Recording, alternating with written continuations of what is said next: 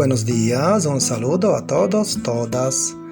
Esta vez, en este séptimo domingo ordinario, tengo el gusto de compartir con ustedes el Evangelio de Lucas 6, 27 a 38. El domingo pasado hablamos sobre las bienaventuranzas donde Jesús ha distinguido dos grupos opuestos, pobres odiados y ricos alabados. En el Evangelio de hoy se trata de comprender cómo han de relacionarse ambos grupos. ¿Deben comenzar los pobres una guerra contra los ricos? ¿Deben maldecirlos y desearles toda clase de desgracias? Parece que no. Jesús habla de algo totalmente distinto. Para Jesús, en una nueva familia o en una nueva sociedad se necesitan nuevas relaciones, no más dirigidas al espíritu de comercio, sino más bien dirigidas hacia un espíritu de gratuidad. En ese sentido surge la pregunta: ¿cómo amar a aquellos que nos odian, maldicen, calumnian, hieren, roban, prestan y no devuelven? Parece difícil. Alguien podría decir: este Jesús está loco. No es fácil comprender a Jesús.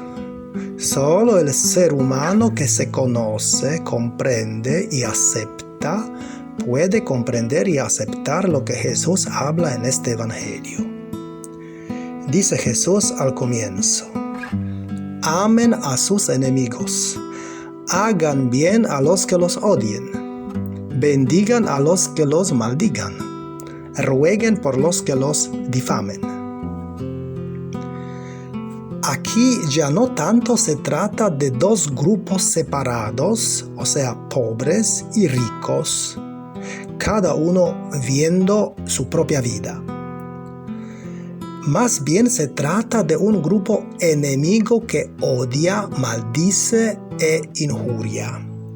¿Cómo responder ante ello? Lo normal sería negar las acusaciones o atacar al enemigo. Pero no es eso lo que quiere Jesús. Incluso en el caso de que el odio, la crítica o la maldición serán injustificados, la postura del discípulo de Cristo ha de ser positiva. De las 4 cosas que indica Jesús, 2 al menos son posibles en cualquier circunstancia. Se trata de hacer el bien y orar. Amar a los enemigos ya es algo más difícil. Necesita una espiritualidad profunda. Pero el amor aquí no hay que entenderlo en sentido afectivo, como en el caso del amor entre los novios o esposos, o entre los padres e hijos, sino más bien en el sentido práctico. Amar porque el amor es la naturaleza humana. Es por eso que insiste Jesús diciendo también al final del Evangelio: amen a sus enemigos, hagan el bien y presten sin esperar nada a cambio. Se trata entonces del amor que se expresa con pura gratuidad.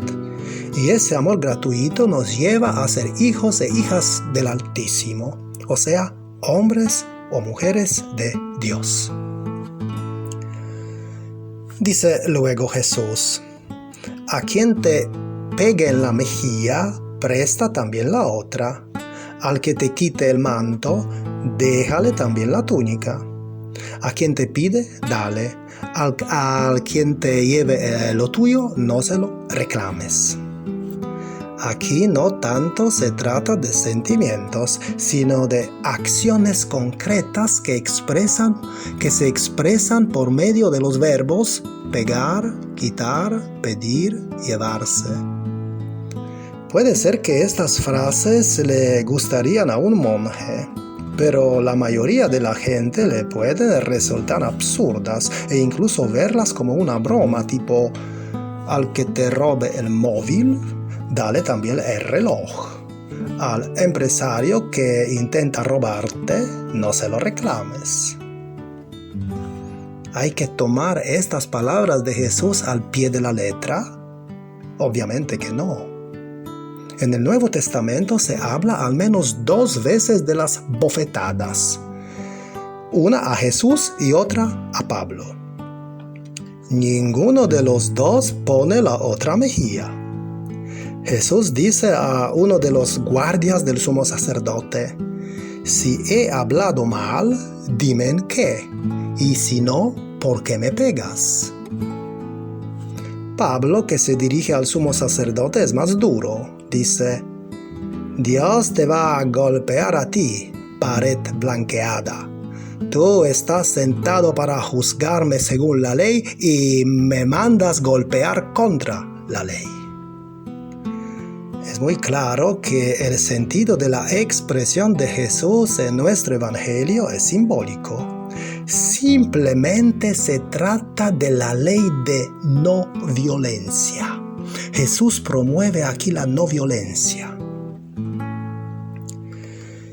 Dice después Jesús: como quieren que los traten los demás, trátenlos ustedes a ellos. Aquí queda superada cualquier expectativa que existe dentro de cada uno en relación con los otros. En el libro de Tobías, Tobit aconseja a su hijo: no hagas a otro lo que a ti no te agrada. Es lo que se conoce como versión negativa. Jesús, no obstante, usa la versión positiva. Sin embargo, también hay otros textos semejantes en la literatura apócrifa del Antiguo Testamento. Por ejemplo, dice el Testamento de Neftalí 1: nadie debe hacer a su prójimo lo que no quiere que le hagan los demás. O dice el Targum Yerushalmi: lo que a ti no te gusta, no se lo hagas a los demás. Y todavía hay un texto parecido en Didaje: y todo lo que no quieras que te suceda a ti, tú tampoco lo hagas a otro. La versión positiva que solo encontramos en nuestro Evangelio, y bueno, también en Mateo 7:12 adelante, es más exigente. ¿Cómo te gusta que te traten a ti? Con respeto, afecto, que te dediquen tiempo, que se interesen por tus problemas, que te ayuden si es necesario. Entonces, haz lo mismo a los demás.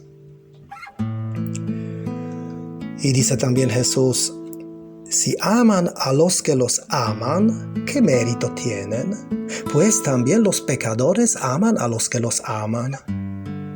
Si hacen bien a los que se lo hacen a ustedes, ¿qué mérito tienen? También los pecadores lo hacen. Si prestan solo cuando esperan cobrar, ¿qué mérito tienen? También los pecadores prestan a otros pecadores con intención de cobrárselo. Jesús pide algo muy difícil.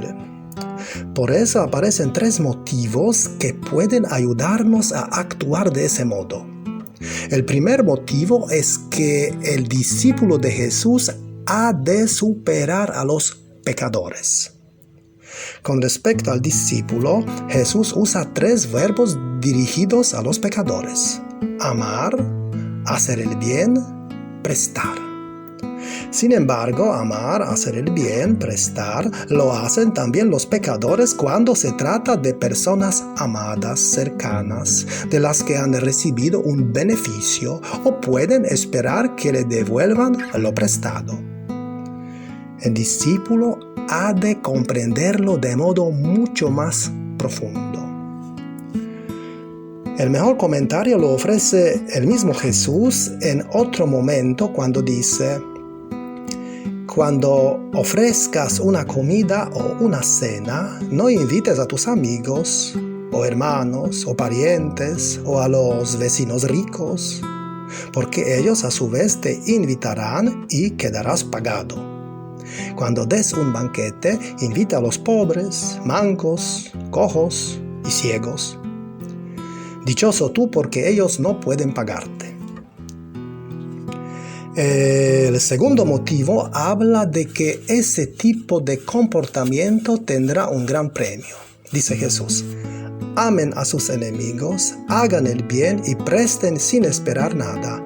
Tendrán un gran premio y serán hijos del Altísimo, que es bueno con los malvados y desgraciados.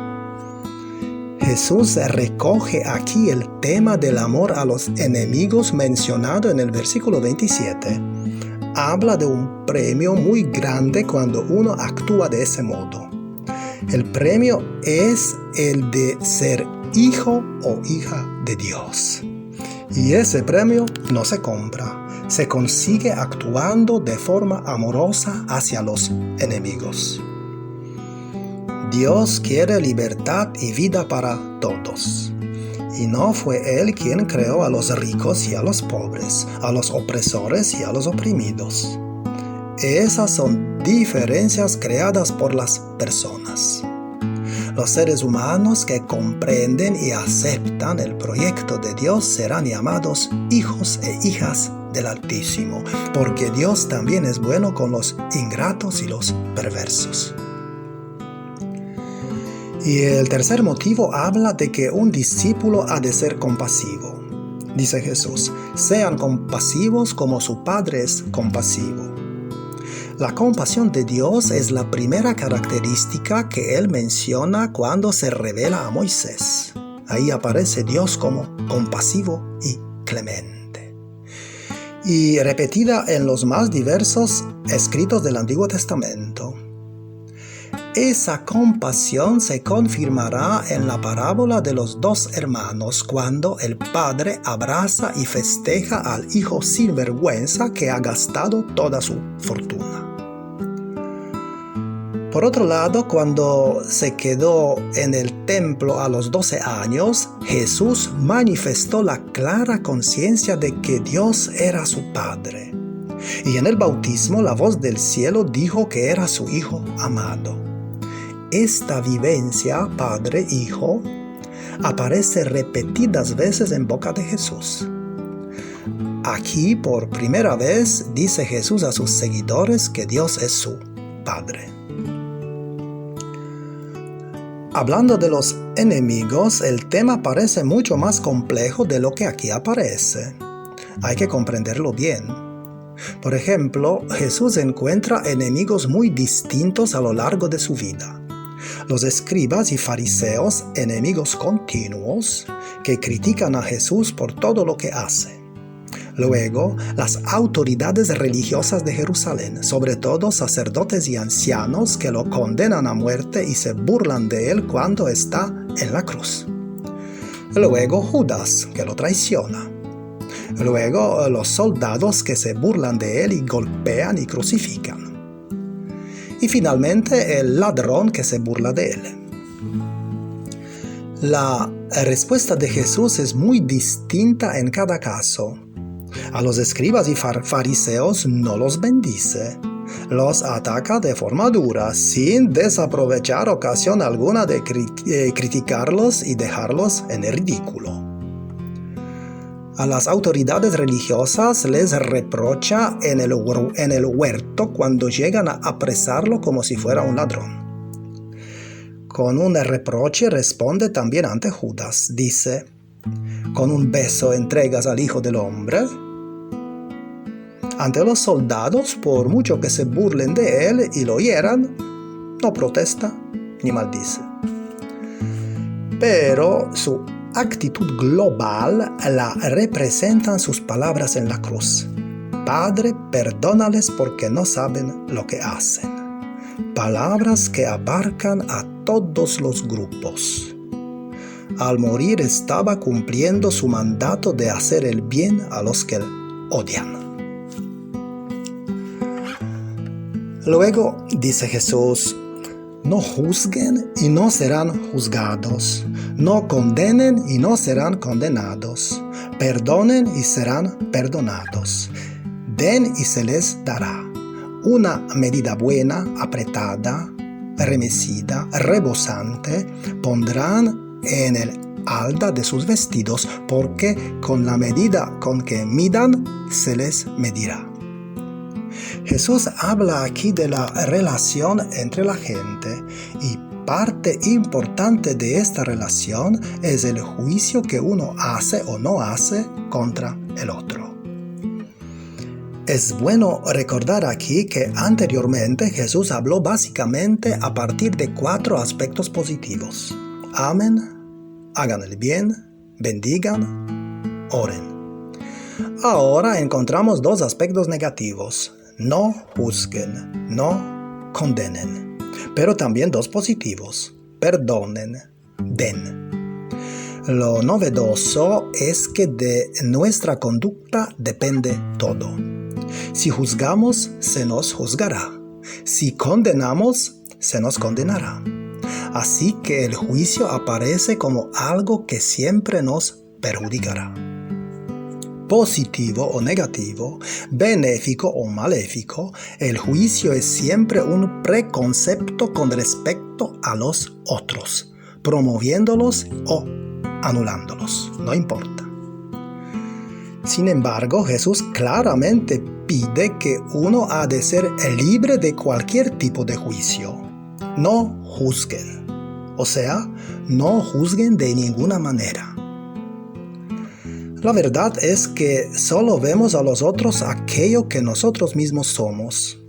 Alguien dijo, un ser humano bueno, cuando ve una cualidad en los otros, la sigue. Y cuando ve un defecto en los otros, lo corrige en sí mismo. Nuestro preconcepto sobre los otros muestra lo que nosotros mismos somos. Dios nos trata de la misma forma con la cual tratamos a los otros. Cuando juzgas, te identificas con lo horizontal. No amas, ya que el amor es un estado del ser, es el estado vertical y se mueve en el presente. Para emitir un juicio es necesario el pasado. Si no recurres al pasado, entonces una cualidad distinta de belleza emergerá. En ese momento una persona no será bella ni fea en tus ojos. Todos los juicios habrán desaparecido. Un misterio estará ahí, sin nombre y sin juicio. Y solo así el amor florecerá.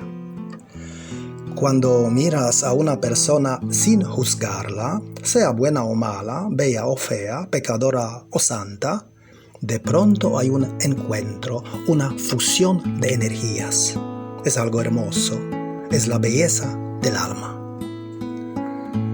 Jesús dijo, no juzguen y no serán juzgados. Se trata de no juzgarte ni a ti ni a nadie más. Sí, puedes juzgar, pero no a la persona, sino el acto. Por ejemplo, alguien es un ladrón. Puedes juzgar que robar no está bien, pero no juzgues a la persona, porque la persona es un vasto fenómeno y el acto es algo pequeño. Esa pequeña pieza no debe convertirse en un juicio acerca de toda la persona. Un ladrón podría tener grandes virtudes. Podría ser honesto, podría ser sincero, podría ser una persona muy amorosa. Sin embargo, la mayor parte de las veces lo que sucede es justo lo contrario.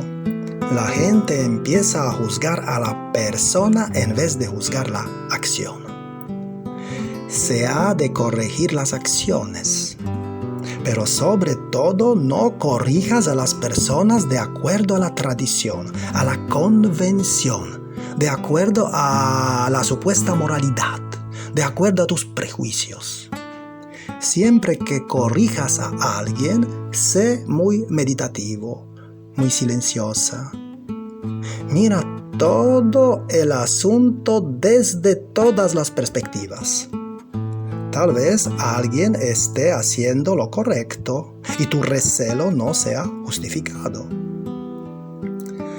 Por eso, cuando Jesús dice no juzguen, quiere decir que ninguna acción te da el derecho de condenar a una persona. Si la acción no es correcta, entonces trata de ayudar a la persona, averigua por qué la acción no es correcta, pero no se trata de juzgarla. No le arrebates la dignidad a la persona, no la humilles, no le hagas sentirse culpable. A eso se refiere Jesús cuando dice no juzguen. No obstante, en lo que se refiere a corregir sin prejuicios, silenciosamente en tu conciencia, si ves que algo está mal y que destruirá la inteligencia de la persona, que le llevará por caminos equivocados en su vida, ayúdala. Lo fundamental es inducir a una persona a una mejor conciencia, una conciencia más elevada. Ese debería ser tu amor y tu compasión. Pero nunca, ni por un momento, dejes que la persona se sienta que está siendo juzgada. Al contrario, hazle sentir que ha sido amada. Has intentado corregirle por amor. Mira la vida con ojos amables. No hay nada que juzgar. La gente trata de hacer lo mejor que puede. Así que primero corrígete a ti mismo. Y entonces será más fácil corregir al otro. Ámate a ti misma. Y entonces será más fácil amar a la otra persona. ¿Y qué mensaje puedo llevar conmigo para contemplarlo en esta semana? A lo mejor el siguiente. En el mundo no habría hipocresía si aceptáramos los hechos reales sin juzgarlos. Las cosas son como son.